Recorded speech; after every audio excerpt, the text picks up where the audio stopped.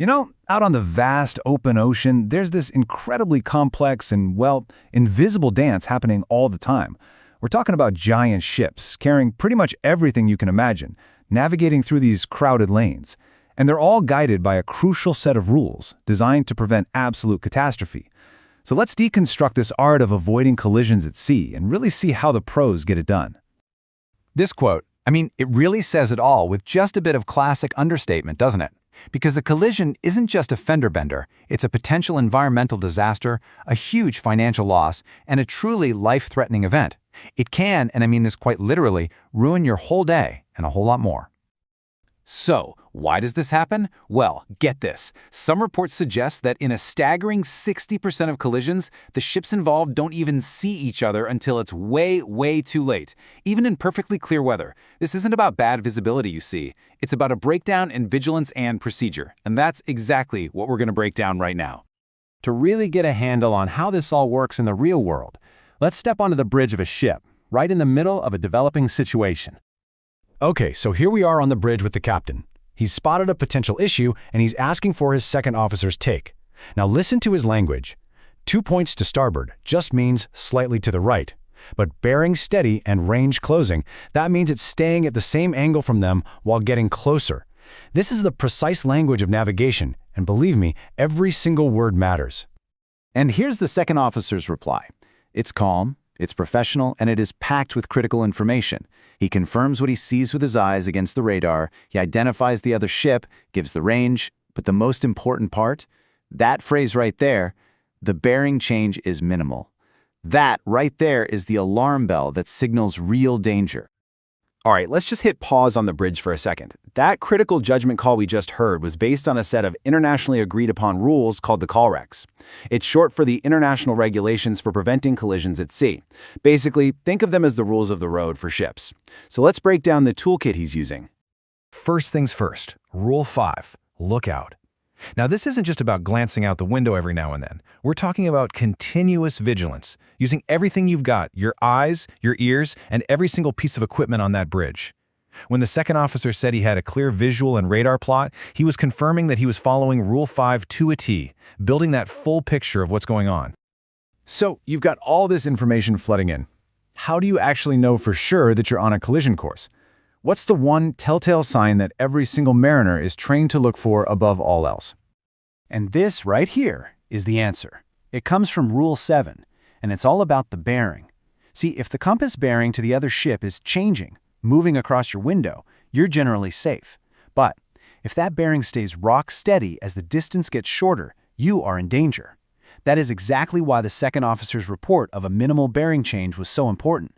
He was basically saying, yep, we're on a collision course. The captain gets it immediately. He acknowledges they've confirmed the risk using Rule 7, so what's the next logical step in his mind? It's all about managing time and space, and that's why he immediately brings up Rule 6, safe speed. Now, the key thing to understand about safe speed is that it's not just some number on a dial. It's a totally dynamic concept. It's whatever speed gives you enough time to see what's happening, to process it, and then to take effective action. It's always changing based on the traffic, the visibility, even how your specific ship handles. And here's the rule in professional application. The second officer doesn't just say, hey, we should slow down. He recommends a specific reduction from 14.5 to 12 knots, and crucially, he explains why. It's going to buy them more time. Time is the single most valuable resource you have in collision avoidance. It's what gives you the mental space to make the right call. Okay, so they've identified the risk, they've bought themselves more time, now they actually have to do something. And this brings us to the core of the action phase, and arguably the most critical rule of them all.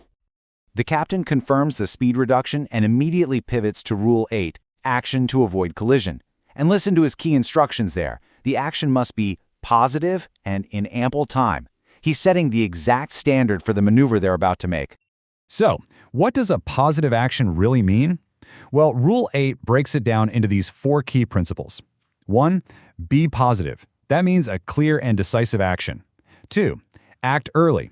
Don't wait until things get dicey. 3. Be substantial. Make a big, obvious turn so the other ship can't possibly miss what you're doing. And 4. Ensure a safe distance. Keep a close eye on things until that other vessel is well past and clear. The rules even have this explicit warning baked right in. A series of tiny little course changes is one of the most dangerous things you can do. It's totally confusing to the other vessel, it's inefficient, and it often leads to disaster. The rules demand a single, clear, bold move that communicates your intentions without having to say a single word. And here it is, the second officer's plan, putting it all into practice. It follows every single principle of Rule 8. He proposes a clear 5-degree turn to starboard. That's a positive, substantial action. And he has a very specific goal, to achieve a closest point of approach, or CPA, of 2 miles. That's a very safe passing distance out in open water. The captain's response is the final piece of the puzzle. That sounds like good seamanship. Now, that's not just an approval. It's the validation of a whole professional process. They identified the risk, they managed their speed, and they planned a clear, decisive action, all according to the rules. The situation is now under control. So, we've just seen the rules in action. But avoiding a collision is so much more than just following a checklist. It's an art form, really. It's a professional craft known as good seamanship. Here's the crucial takeaway. These rules, the COLREGs, they aren't just laws written in a book. They are a kind of social contract between seafarers all over the globe. Everyone is expected to know them and to follow them. It's a whole system built on shared understanding, supported by technology, but at the end of the day, it all relies on the skill and the judgment of the person on the bridge. But, and this is a really big but, there's one last unwritten rule that every good mariner lives by. This quote from the Nautical Institute says it all. You follow the rules perfectly, but you always navigate defensively. You always assume the other vessel might not. And that really brings us to the future, doesn't it? We've seen just how critical human judgment is in interpreting these rules and applying them with good seamanship. So as we see more and more automation on the bridge, maybe even fully autonomous ships, the big question that remains is this. Will that human element, that artful judgment, continue to be our last and best defense against disaster at sea?